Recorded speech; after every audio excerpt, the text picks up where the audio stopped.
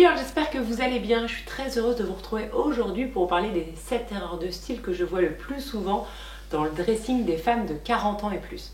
Comme vous le savez, je fais du conseil en images en individuel chez certaines femmes, chez elles ou à distance, et je me suis rendu compte de certains points communs et je voulais vous les partager ici. Vous êtes bien sur la chaîne d'Amélie Happy, n'hésite pas à t'abonner et à activer la petite cloche pour être sûr de recevoir toutes les nouvelles vidéos. Merci pour ton soutien. Tu peux aussi liker cette vidéo si elle te plaît. Et si ça t'intéresse, j'ai un guide gratuit que tu peux télécharger en me laissant juste ton adresse mail dans le lien qui est juste en dessous. Donc tu cliques sur le lien, tu mets ton adresse mail et tu recevras dans ta boîte mail mon guide gratuit qui explique les fondements du conseil en images, notamment avec la colorimétrie et aussi quelques théories importantes pour avoir des looks réussis à coup sûr.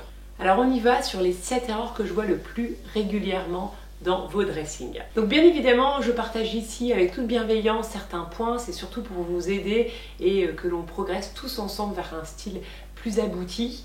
Ce n'est pas du tout des critiques et c'est en toute bienveillance.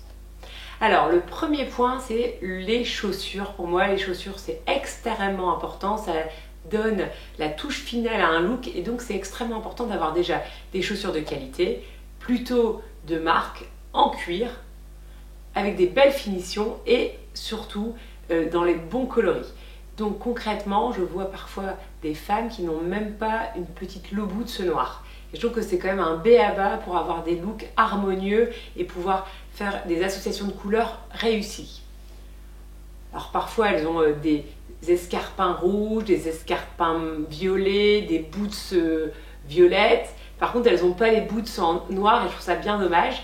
Et pareil pour les baskets blanches. Pour moi, une basket blanche, c'est quand même très pratique, notamment pour donner un côté cool à des robes longues fleuries, par exemple.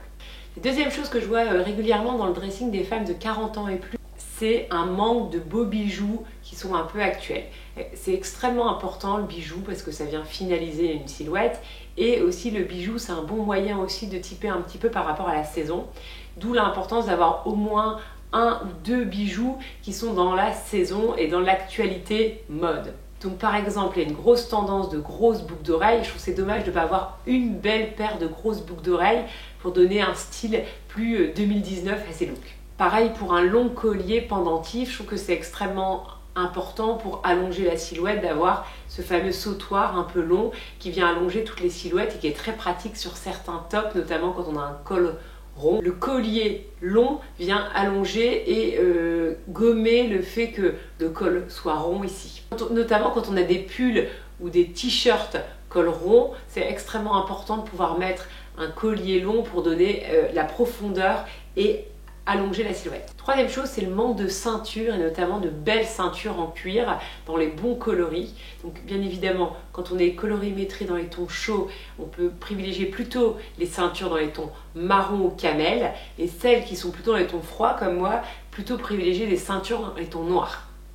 Donc il y a une grosse tendance de ceinturer la taille et marquer la taille, d'où l'importance d'avoir des ceintures qui sont adaptées à la taille aussi. Et pourquoi pas élastiquer pour celles qui le préfèrent pour avoir plus de confort. Quatrième chose, c'est les jeans. Avoir un bon jean dans la bonne couleur avec le bon délavage. C'est pour ça que je vous incite à aller plutôt dans des marques comme H&M, Mango, Zara où ils ont des beaux jeans qui sont plutôt réussis et j'éviterai d'aller dans des marques qui sont moins soucieux des coloris. Et deuxième chose, c'est extrêmement important de laver ses jeans à l'envers pour pouvoir garder la couleur de son jean le plus longtemps possible. Et dernière info sur le jean, vous savez que le slim, c'est une forme de jean qui va à toutes les morphos. Donc ayez au moins un slim dans votre dressing pour pouvoir allonger votre silhouette et notamment apporter dans le même coloris que vos chaussures pour avoir un look plus allongé. Concrètement, ayez un slim dans les tons noirs, pas trop moulant non plus, j'ai dit slim, pas skinny. Mais un slim dans les tons noirs avec une low boots noire et hop, ça allonge la silhouette et après vous pouvez mettre tous les tops que vous souhaitez très colorés et imprimés en haut et vous avez un look réussi. Cinquième, c'est l'importance d'avoir des blouses et des chemises. Il faut savoir que la blouse et la chemise c'est quand même un bon moyen d'avoir un look plus féminin, plus travaillé, plus stylé, alors que c'est vrai que le t-shirt ça donne un côté un petit peu trop casual à mon goût et notamment quand on porte du jean plus un t-shirt ça fait vraiment un look très casual. Sixième, le choix des vestes. Alors ça, la veste et surtout la taille de la veste. J'ai vu plusieurs femmes acheter des vestes qui étaient trop grandes pour pouvoir les porter avec un pull. Et je dis non, non, non, non. Il est hors de question de faire ça. C'est-à-dire que quand on le porte du coup sans pull, ce qui arrive quand même, je dirais 70% du temps, et ben on se retrouve avec une veste qui fait un petit peu camionneur. Donc pitié, une veste ça se porte au-dessus d'un top, chemise, blouse ou t-shirt et rien d'autre. Donc concrètement, si vous êtes frileuse, vous achetez des t-shirts chez Damar ou chez Uniqlo et vous mettez ça en dessous de votre chemise ou votre blouse. Mais il est hors de question d'acheter une veste trop grande pour peut-être éventuellement le mettre au-dessus d'un pull. De toute façon, pour moi, un pull n'a rien à faire en dessous d'une veste. Vous mettez éventuellement un pull très très fin et donc vous n'avez pas besoin de prendre une taille au-dessus.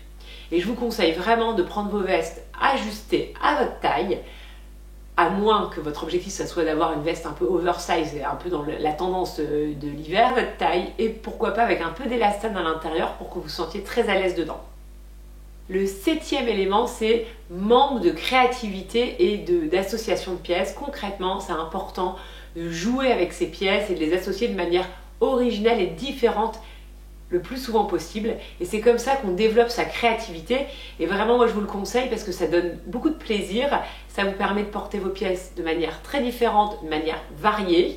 Et donc je sais que ça c'est un point qui est très difficile et j'y travaille pour que chacune d'entre nous porte davantage ses pièces le plus souvent pour avoir un dressing le plus raisonnable possible.